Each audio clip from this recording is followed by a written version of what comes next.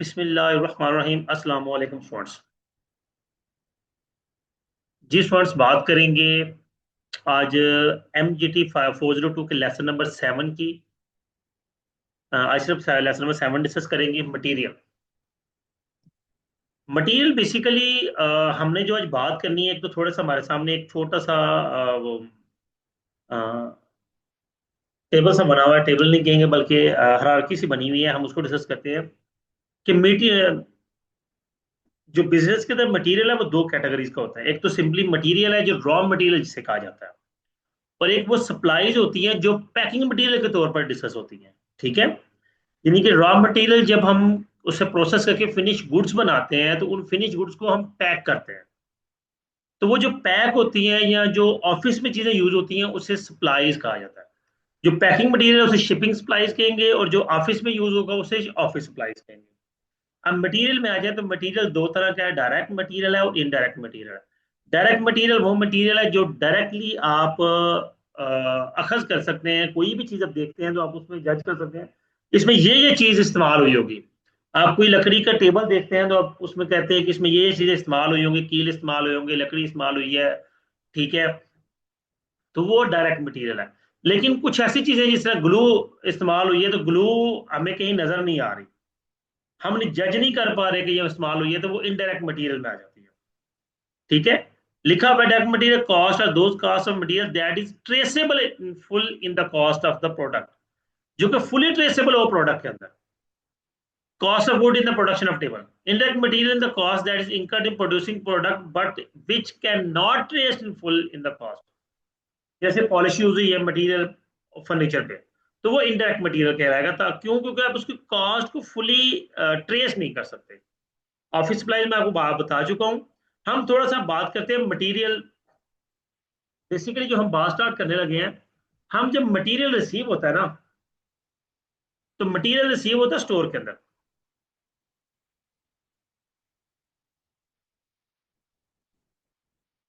जब हम material purchase करके लाते हैं, जब वो स्टोर में आता है तो स्टोर में आने के बाद उसकी रिकॉर्डिंग का क्राइटेरिया हम दो तरह का लिखते हैं।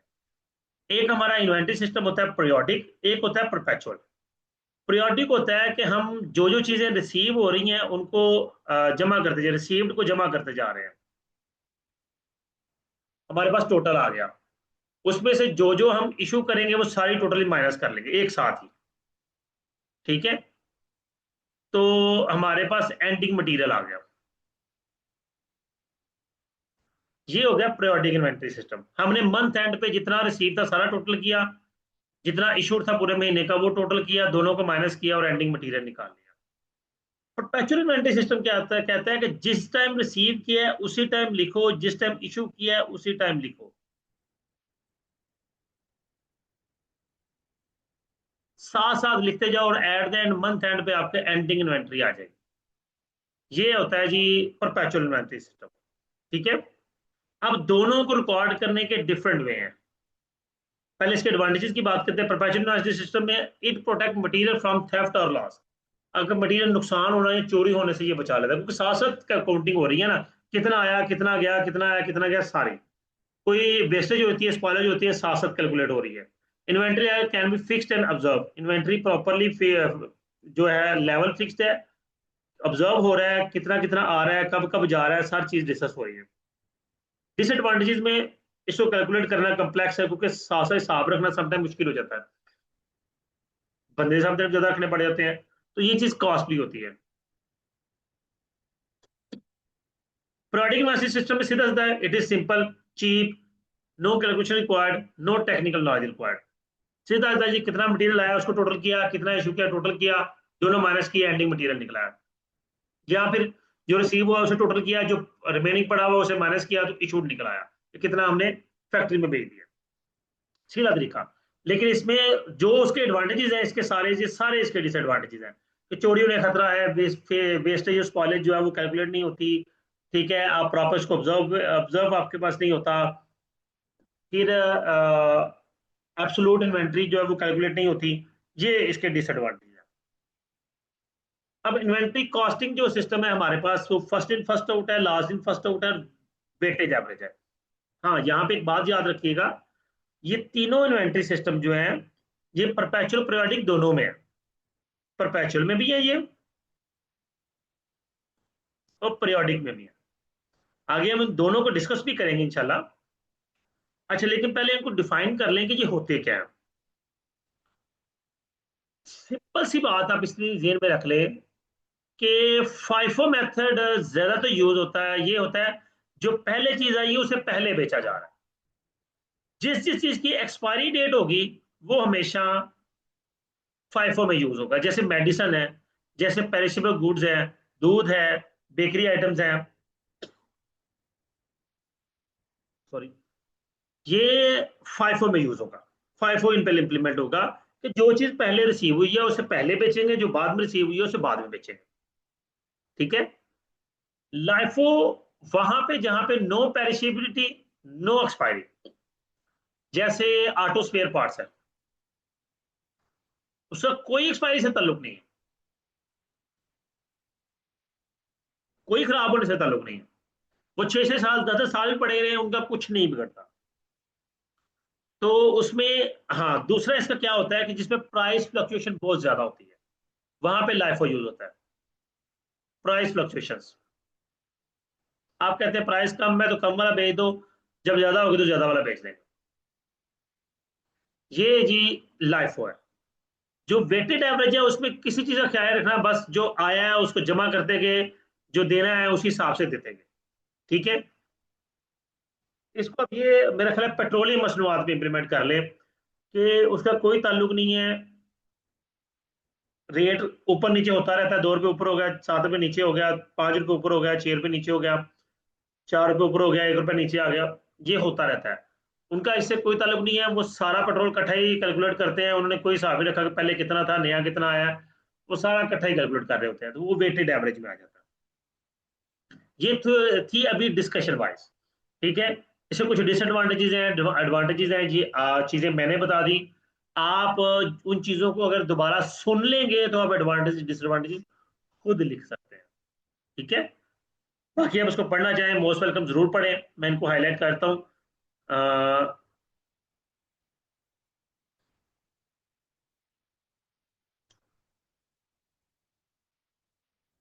अब देखें, एक चीज और होती है। मैं जरा एक सेकंड वो ओपन कर लूं जरा।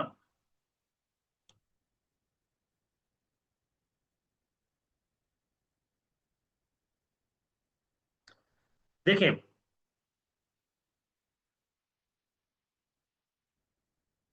हम कोई भी चीज रिसीव करेंगे, फर्ज करें मैंने 1000 यूनिट से प्रोडक्ट के मुंह आए हैं और वो आया है 50 रुपीज का, इसका मतलब उसकी टोटल कॉस्ट 50,000 हो गई। मैंने दोबारा फिर मंगवाए हैं उसके 1000 यूनिट्स, अब की बार वो आया है 52 रुपीज का, तो उसकी कॉस्ट होगी 52 रुपये। ठीक है। अब फाइफो रिसीव तो हो रहा है, फाइफो के केस में क्या होगा, मुझे अगर 500 यूनिट्स बेचने हैं तो पहले मैं पहले वाले बेचूंगा।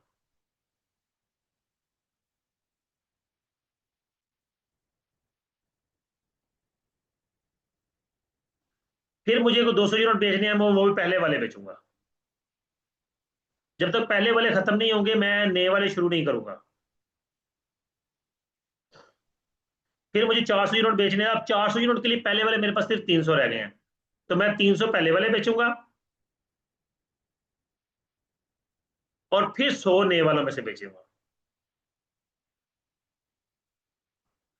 जबकि लाइफो मेथड में क्या होगा, सेम, थोड़ा सा क्राइटेरिया डिफरेंट हो जाएगा कि जो 500 यूनिट्स हैं मुझे पहले लास्ट वाले बेचने हैं, तो जो उनकी कास्ट 26,000 आ जाएगी। फिर मैं 200 बेचे हैं, ये भी लास्ट वाले बिकेंगे। फिर 400 बेचने हैं तो पहले लास्ट वाले 300 जाएंगे और फिर 100 नए वाले जाएंगे। लेकिन जब एवरेज मेथड आएगा, ये पहला मेथड फाइफो का है, दूसरा मेथड लाइफो का है।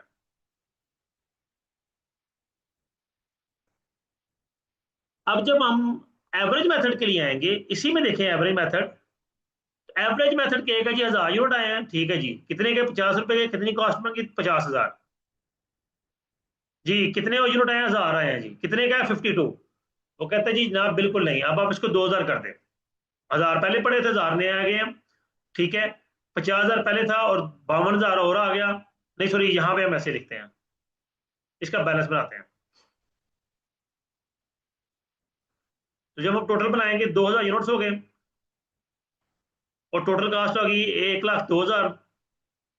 1,02,000 को 2000 पे डिवाइड किया तो 51 पे पर यूनिट कास्ट आ गई। अब जब हमने इशू करने हैं जी, 500 पहले इशू किए वो भी 51 के हिसाब से, फिर 200 इशू किए वो भी 51 के हिसाब से होंगे, फिर 400 इशू करेंगे वो भी 51 के हिसाब से होंगे। एवरेज सबसे सिंपल हो जाता है, सिर्फ आपने एक दफा टोटल पर यूनिट कॉस्ट निकाल लेनी है और उसी कॉस्ट पे इशू करते जाना है। नए और आ जाएंगे तो वो भी उसी कास्ट का हिस्सा बन जाएंगे। फर्ज करें मैंने कुछ और पर 1500 यूनिट और परचेज कर लिए, अब ये यूनिट पर यूनिट 55 का आया। ठीक है, जितनी भी कॉस्ट बनती है, तो यहाँ पे जो कि अब 1100 यूनिट से 1500 और 900 पीछे पड़ा हुआ था, ये 900 रह गया था, तो 1500 डाल के 2400 हो गया। ठीक है, जो टोटल बनेगा उसमें से उसके हिसाब से उसकी कॉस्ट निकल आएगी। हम क्वेश्चन करेंगे फिर इसको डिस्कस कर लेंगे, कैलकुलेट प्रॉपर कर लेंगे। यहाँ पे यही है, टोटल कास्ट को टोटल यूनिट्स पे डिवाइड करें ताकि वेटेड एवरेज पर यूनिट निकला है। ये इसका फॉर्मूला है। नेक्स्ट चलते हैं जी, प्रैक्टिस क्वेश्चन है पीरियोडिक के लिए। डेट है 1 जनवरी, 5 जनवरी, 10 जनवरी, यूनिट्स 100, 100, 150 एट द रेट ये आ गया। During the period 300 units were sold. अब देखिए, हमने 350 यूनिट्स खरीदे हैं, 300 यूनिट्स बिके हैं, तो इन्वेंट्री कॉस्टिंग निकालनी है, तीनों मेथड से निकालेंगे। फाइफो मेथड के लिए कॉस्ट ऑफ इन्वेंट्री 3700 यूनिट्स, 3700 तकसीम 350, ये मैंने वो टोटल निकाला है, 3300 बनता है ना। देखिए फाइफो के लिए हमारे पास रिमेनिंग यूनिट्स 50 बचे, क्लोजिंग इन्वेंट्री हम फाइंड कर रहे हैं। Calculate the cost of inventory under each costing method. Closing inventory 50 के हिसाब से 50 यूनिट्स बचे हैं, और फाइफो में पहले ये भी सेल हो गया, ये भी सेल हो गया, इसमें से 100 सेल हो गए, तो जो 12 रुपए के हिसाब से बचे, 600 रुपए क्लोजिंग इन्वेंट्री है फाइफो के हिसाब से। लाइफो के हिसाब से ये 150 सेल हो गए, 100 ये सेल हो गए, इसमें से 50 सेल हुए हैं, तो बाकी 50 10 रुपए के हिसाब से 500 आ गया। एवरेज में कोई फर्क नहीं पड़ता, सिर्फ हम इसकी कॉस्ट पर यूनिट निकालेंगे। वो कॉस्ट पर यूनिट आपकी निकलेगी 10.57। तो हम इसको रिमेनिंग 50 यूनिट से मल्टीप्लाई करके 529 कॉस्ट निकाल लेंगे। यही तीन चीजें मैं आपको बता के आया हूं अभी उधर दूसरे नोट्स पे। परपेचुअल इन्वेंटरी सिस्टम आ जाए तो हम क्या करेंगे, हमारे पास यूनिट्स रिसीव्ड है, इशूड है, received, issue, received, issued, issued, dates हैं, इन डेट्स के मुताबिक हमें पूरा बनाना है फाइफो, लाइफो और एवरेज, वेटेड एवरेज।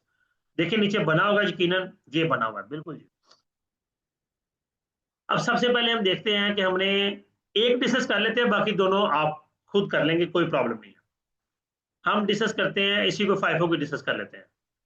देखिए हमने यूनिट्स रिसीव किए 100, ये इसका पूरा फॉर्मेट है। 10 कॉलम्स होते हैं, पहले में डेट आएगी, 3 कॉलम रिसीव यूनिट्स के हैं, 3 कॉलम इशूड यूनिट्स के हैं, 3 कॉलम बैलेंस के हैं। देखिए मैं भी तो यही बना रहा था, 1 2 3, 1 2 3। ठीक है, मैंने रिसीव्ड और इशूड इकट्ठा बनाया था और बैलेंस वाला अलग बनाया। ठीक है, ये इसका फॉर्मेट होता है। इस फॉर्मेट को ध्यान से आपने याद रखना है। रिसीव में पहले टोटल यूनिट्स आएंगे, यूनिट कॉस्ट आएगी और टोटल अमाउंट आएगी। इशूड में भी सेम क्राइटेरिया और बैलेंस में भी सेम क्राइटेरिया। हमने 100 यूनिट्स रिसीव किए, 8.5 के हिसाब से 850 आ गया, और 100 का 100 पहले 100 यूनिट पड़ा हुआ था बैलेंस में। अच्छा ये भी है, हाँ लिखा हुआ है, 100 units of material M costing 8 per unit were stored in जनवरी 1। ये हमारा ओपनिंग यूनिट्स है, इसे बैलेंस करेंगे। 100 यूनिट पहले भी पड़े हुए थे, 100 नए आ गए। अब हमारे पास ये पहले वाले हैं और ये न्यू वाले हैं। ठीक है जी, अब हमने 100 यूनिट्स इशू कर दिए, तो जो फर्स्ट फर्स्ट आउट है तो पहले वाले ये वाले इशू होंगे। ठीक है, हम पहले इनको इशू करेंगे, ये यहां पे आ गए, ये इनकी कॉस्ट आ गई 8 और 800 चला गया। रिमेनिंग फिर हमारे पास ये यहाँ पे इसके सामने, अब ये खत्म हो गए तो ये नीचे आ गए, नीचे शिफ्ट हो गए। नेक्स्ट फिर आ जाएगा 8 जनवरी को हमने 200 यूनिट रिसीव किए हैं, ऊपर लिखा होगा जी, वापस आते हैं। 8 जनवरी को 200 यूनिट्स 8.85 के हिसाब से 1717 आ गया। अब हम सबसे पहले तो ये वाले यूनिट्स दोबारा लिखेंगे, और साथ में हमने 200 यूनिट न्यू वाले लिख दिए। फिर हमने फर्दर 15 जनवरी को 100 यूनिट और रिसीव किए हैं। तो अब 3 कैटेगरीज होगी, पहले 8.5 वाले, फिर 8.85, फिर 9.25।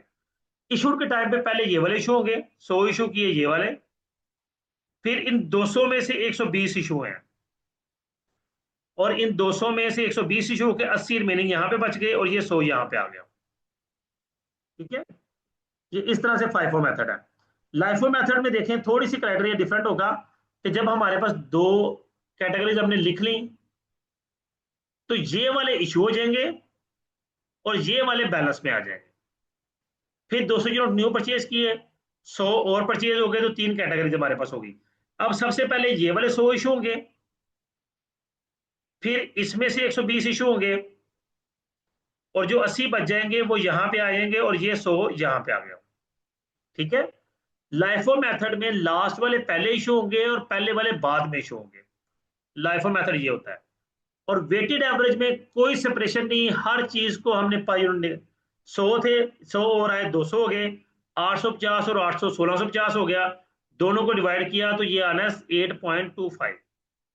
पाई यूनिट कास्ट गलत लिखी हुई है, ये देखिए 8.25।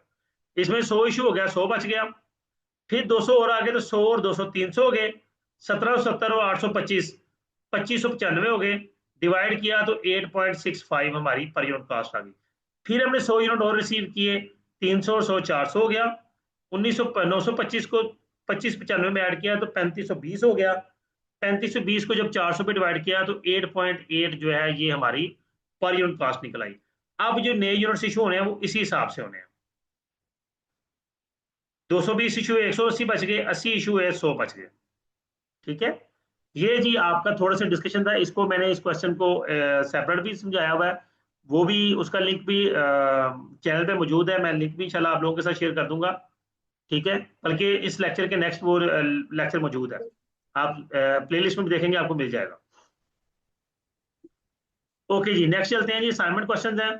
अब ये क्वेश्चन जो है जिनका सोल्यूशन नहीं है, ये सारे क्वेश्चन हैं प्रैक्टिस क्वेश्चन वाले लेसन में मैंने किए हुए हैं। प्रैक्टिस क्वेश्चन 5 6 7 के नाम से प्रैक्टिस क्वेश्चन लेसन नंबर 5 6 7 का सेपरेट लेक्चर मौजूद है, उसमें से आप इन क्वेश्चंस को सुन सकते हैं।